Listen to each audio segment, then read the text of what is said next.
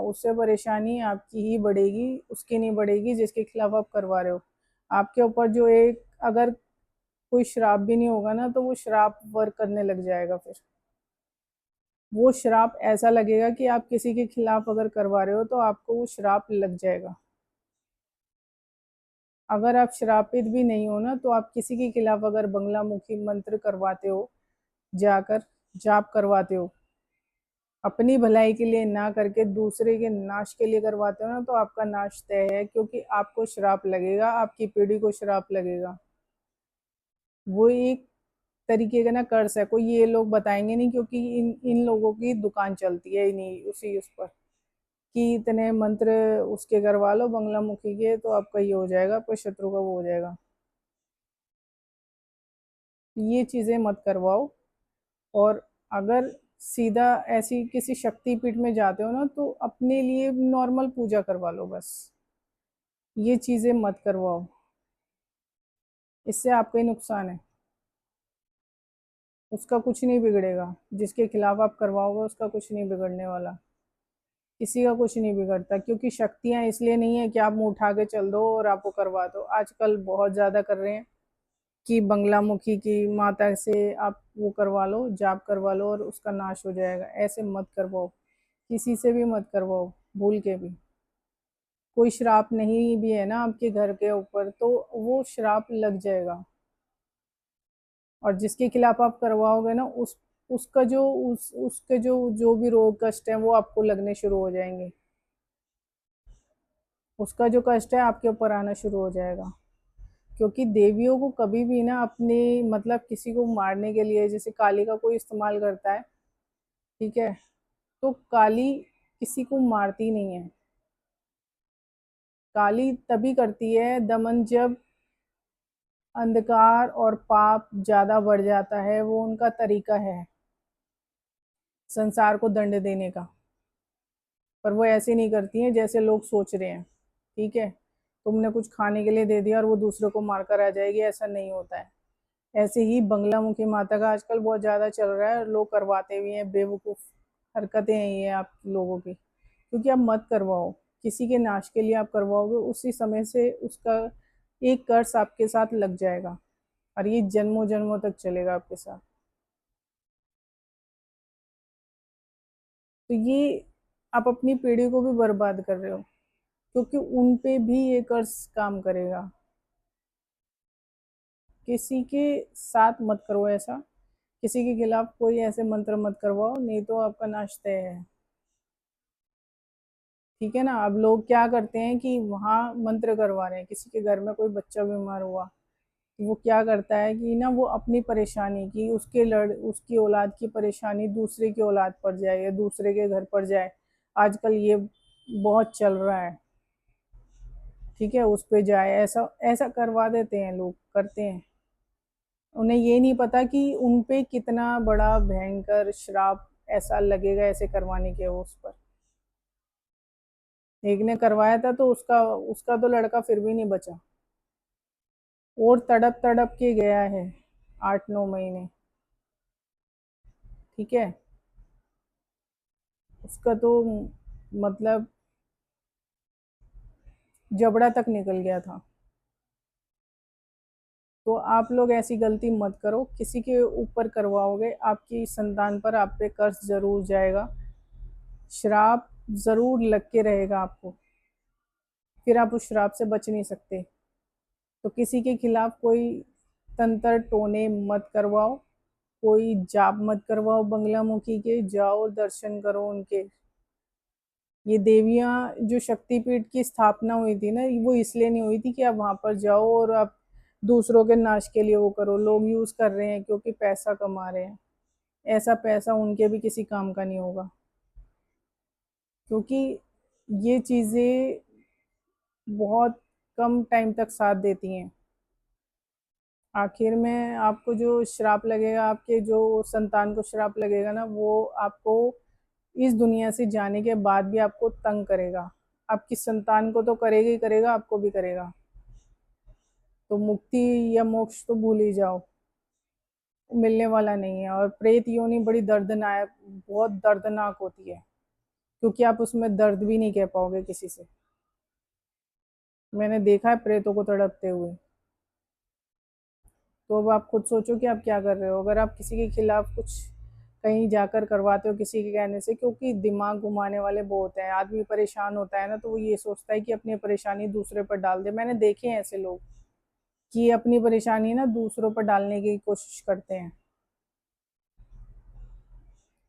इससे मैली और गंदी आत्मा नहीं है किसी की जो ये इस तरीके के काम करते हैं। सबसे गंदी और मैली है इस धरती की इसमें। एक जो रेप करते हैं उनकी मैली आत्मा है, और दूसरी इनकी जो ये अपनी बला दूसरों पर डालने की कोशिश करते हैं। तुम्हारा कर्म है ना, तुम्हारी चीजें हैं तो तुम भुगतो। तुम दूसरे पे क्यों डालते हो? और किसी के भी कहने से ना लोग ऐसे ही बन जाते हैं। पैसा खर्च करा है तो पैसा भगवान ने तुम्हें इसलिए थोड़ी दिया है किसी की मदद ही कर दो। इसके लिए थोड़ी दिया है कि तुम किसी का नाश कर दो उस पैसे से। उसके जितने भी जो भी कर्म होते हैं ना वो खत्म होकर वो जितने भी वो है उसको तो पुण्य मिल जाएगा। जिसके भी खिलाफ आप करवाओगे नाश तुम्हारा ही है। श्राप तुम्हें ही लगेगा। किसी के खिलाफ करवाते हो मतलब उसका कुछ नहीं होगा, क्योंकि जितनी परमात्मा ने सांसें दी हैं उतना ही इंसान जिएगा। तो अपनी मतलब लाभ के लिए कि तुम्हारी संतान बच जाए या ये हो जाए या वो हो जाए, इसके लिए तुम दूसरों के ऊपर मत डालो।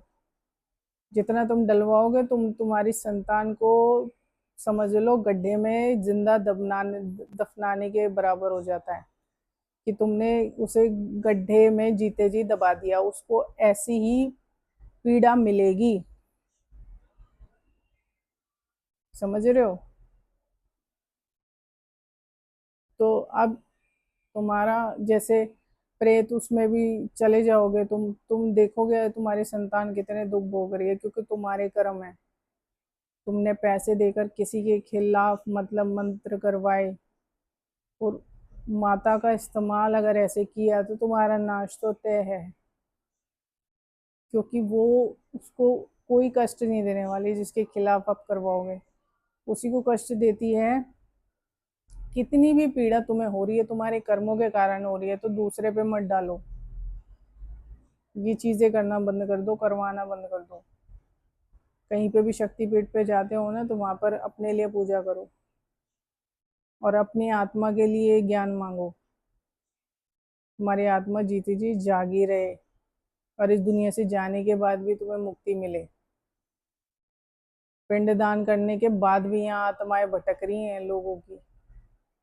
क्यों भटक रही हैं? क्योंकि जीते जी कोई कोशिश ही नहीं की है। अब दूसरों के आने में कहने में ना आजकल ऐसी चल रहा है, 90% ऐसी चल रहा है। जो ये होते हैं ना पैसों के भूखे, वो यही कह देते हैं कि भैया तुम उस पर डाल दो अपनी बला। और ऐसा चल रहा है और लोग करवा भी रहे हैं। बेवकूफ़ है लोग, क्योंकि उसमें तुम्हारा ही नाश छिपा है। तुम्हारा नाश है उसमें, दूसरे का नहीं है, तुम्हारा पहले है। उसका तो होगा ही नहीं। तो लोगों को सोच समझ के चलना चाहिए। सोच समझ के ना कुछ भी करवाने से पहले ये सोच लो कि तुम्हारी संतान है, और तुम्हारी संतान की गिरा अगर किसी पर डालने की कोशिश करोगे ना तो तुम्हारा नाश तय है। और सबसे पहले तो आत्मा का नाश तय है, क्योंकि प्रेत योनि बहुत पीड़ादायक होती है, बहुत ज़्यादा। जैसे लोग सोच रहे हैं ना, ऐसा नहीं, बहुत पीड़ा होती है। अब आप किसी से कह नहीं सकते कुछ भी। ये उसके बाद जो ऐसे लोगों की जो तिरामियाँ भी होती हैं ना वो भी फेल हो जाती हैं, क्योंकि तिरामियाँ भी आपको तार नहीं सकती। अब तो 3-3 दिन में करने लगे हैं बरसी भी। 3 दिन में सब कुछ कर देते हैं। साल भर चलता था, अब 3 दिन में। तो विनाश तो वहीं तय है। लोगों की मति कहाँ जा रही है? खत्म हुए पड़े हैं लोग जीते जी, कि कोई एक कर्म भी ढंग से नहीं कर रहे हैं। बस इन्हें अपने त्योहार बचाने हैं, इन्हें अपने शादी ब्याह वो रचाने हैं, इन्हें कथाएं करवानी है, इन्हें नोरते रखने हैं। जो इंसान इस दुनिया से जाता है उसके लिए इन्हें कुछ नहीं है। ये सबसे बड़ा इन इन चीज़ों का सबसे बड़ा पुण्य होता है, लेकिन वो भी ये नाश मार रहे हैं, क्योंकि आजकल तो कंधा भी नहीं देते। एम्बुलेंस में रखा और दे जलैया है। वह एम्बुलेंस में जाती है शमशान घाट तक भी। ये लोगों का ये हो गया है। कंधा देने का मतलब क्या होता था कि तुम्हारे जो कर्म होते थे ना उस टाइम में, तो जो कंधा देते हैं तो वो जिसको दे रहे होते हैं वो साथ ले जाता है उनके दुख, जिसको वो कंधा देते हैं। पर इन बदनसीबों से वो भी नहीं हो रहा है आज के टाइम में। एम्बुलेंस में रखी और वहां जाके करिए आए। अर्थी भी ढंग से नहीं पकड़ी जा रही है, और जाके कोई पकड़ लिया, ठीक है, वो बैठे हैं मंदिरों में। ये जब भी तो लोकल मंदिरों का नाश है कि तुम इसके खिलाफ ये करा दो, तुम्हारा शत्रु ये हो जाएगा, तुम्हारा फलाना वो हो जाएगा, उसका नुकसान हो जाएगा। ये करवाने के लिए बैठे हैं, और सबसे पहले नुकसान उसी का होता है जो पैसे देता है और जो करवाता है। जो करता है उसका भी नाश है, और जो करवाता है उसका भी नाश है। उसका तो नहीं होगा जिसका जिसके खिलाफ तुम करोगे, उसका नहीं होना, क्योंकि परमात्मा ने जो चीज़ जिसको देनी है वो मिलेगी मिलेगी। उसे कोई ताकत नहीं रोक सकती अगर उसके कर्म अच्छे हैं। तो तुम जो हो ना, तुम्हारा ही नाश बुला रहे हो। ठीक है, तो ये सब करवाना बंद कर दो, वरना अंत तो कहते हैं ना, अंत भला तो सब भला, वो तुम्हारा अंत ही बुरा है फिर। किसी पे भी मत करवाओ, किसी पे भी। बंगला मुखी मंत्र बहुत यूज हो रहे हैं, इस्तेमाल हो रहे हैं। किसी की बुद्धि का नाश क्या करोगे, तुम्हारी बुद्धि का नाश पहले होगा।